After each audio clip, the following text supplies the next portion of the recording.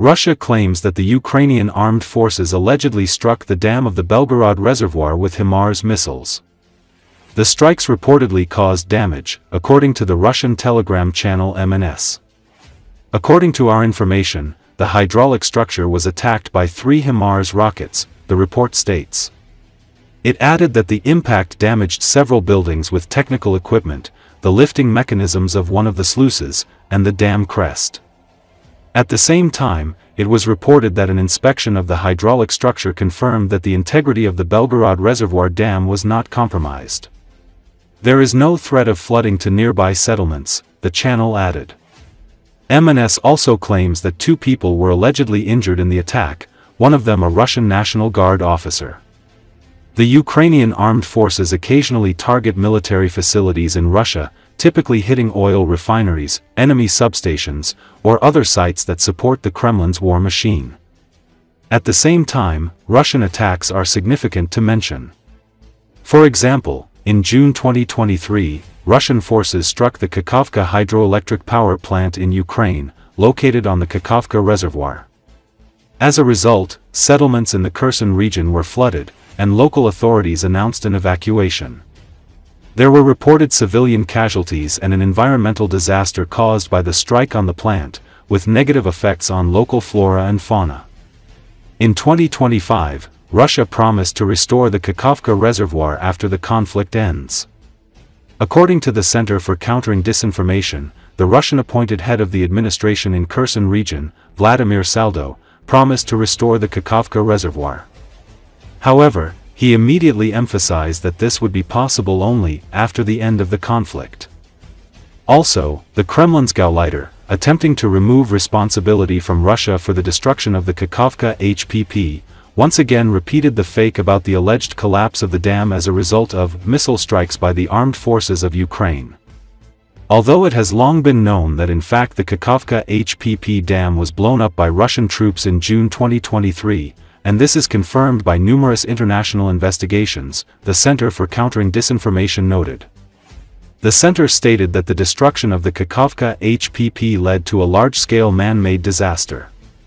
Hundreds of thousands of hectares of farmland in southern Ukraine were left without water, dozens of settlements suffered, and unique ecosystems were destroyed. Obviously, for the Russian side the phrase, "after the end of the conflict," in reality means never. And with promises to restore the reservoir, it is only trying to create the illusion of care for the residents of the territories under its control and to divert attention from its own actions, the center emphasized. The Center for Countering Disinformation stated that this is actually an attempt to create the illusion of concern for people under occupation and to distract from Russia's own crimes.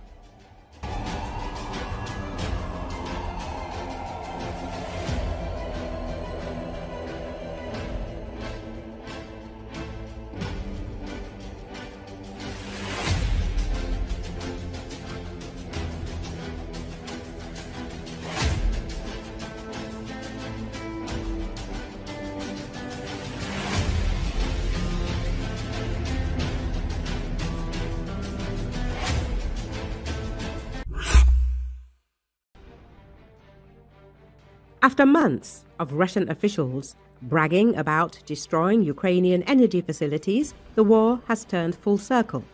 Russia is now tasting its own medicine, as massive Ukrainian retaliation strikes on critical energy infrastructure has plunged entire Russian regions into darkness. In Belgorod, chaos reigns, and what Russia inflicted on Ukraine in previous winters is now being inflicted on Russia itself, and this time it is Moscow declaring a national emergency. RFU News media outlet says Belgorod Governor Vyacheslav Gladkov urged residents to find alternative power sources and rely on generators after Ukrainian missiles and drones wiped out the city's main power systems. But the order borders on absurdity. Due to Russia's worsening fuel crisis, local authorities have simultaneously prohibited citizens from filling jerry cans with gasoline, the very fuel these generators run on. Panic spread quickly as residents realized there was no backup plan or realistic solution coming from the government. Gas stations were ordered to conserve supplies for critical infrastructure only, leaving civilians trapped in the dark.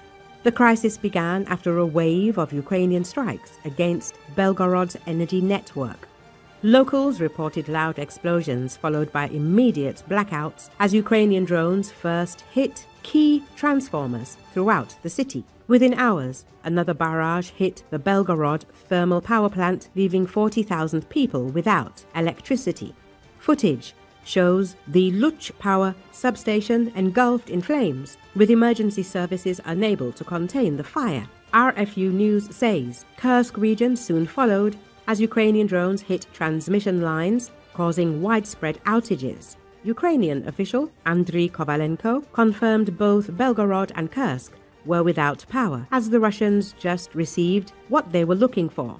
President Volodymyr Zelensky has warned for weeks that if Russia resumed its winter terror campaign on Ukrainian energy infrastructure, Ukraine would strike back in kind, and Russians would feel the same in their cities, even if it meant blackouts in Moscow itself. The Russian military and political command ignored the warning, and now the results are evident. Chief of the Ukrainian General Staff, Andriy Natov, reinforced the message, stating that Ukraine will find the means and the weapons to carry out proportional retaliation, regardless of distance or Russian air defenses. The Ukrainian counterstrikes didn't stop at the border.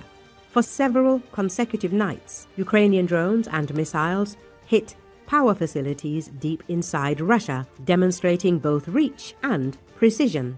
In Bryansk region's Klintsy, a thermal power plant erupted in flames after a combined strike, the explosion captured by locals and shared widely online.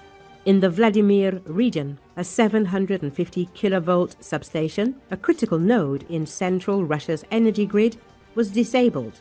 In Ilyanovsk, the 500 kilovolt Feshkama substation was struck by multiple drones, causing cascading power failures across the region, RFU News says. The attack on Samara's Kinel-Cherkasy substation followed, knocking out another major link in Russia's interconnected grid. Hours later, Volgograd's Balashovkaya substation went up in flames, disrupting the power transfer from the Volskaya hydroelectric station. The strikes reached as far as Nizhny Novgorod, where 6 Ukrainian long-range drones reportedly hit a key energy facility, cutting power to over 200,000 residents and shutting down industrial zones, with even mobile phone networks collapsing. When the region's governor called the communications and electricity blackout a healthy detox, residents responded with fury, accusing local authorities of lying and avoiding the problem, while their homes froze and their businesses shut down. Moscow's official line is denial, yet the scale of damage is undeniable. Emergency crews are stretched thin, fires rage across several substations, and the power grid is fragmented under sustained pressure. With the first snow falling, many regions are facing rolling blackouts, and local governments have begun rationing electricity to critical infrastructure only. Overall, Ukraine's message is clear, and for every blackout Russia causes, it will face one at home. This winter, the tables have turned, as Ukrainian domestically produced long-range drones and missiles are now able to strike hundreds of kilometers into Russian territory with a precision and consistency it did not have in previous years. After months of ignoring warnings, Russia is now forced to experience what it once weaponized: darkness, cold, and fear, RFU News reports. As Russian officials declare an energy emergency and struggle to restore power, Ukraine has transformed from a victim of energy terror into a master of retaliation. The lights may be out in Belgorod, Kursk, and Novgorod, but surely Moscow may follow soon.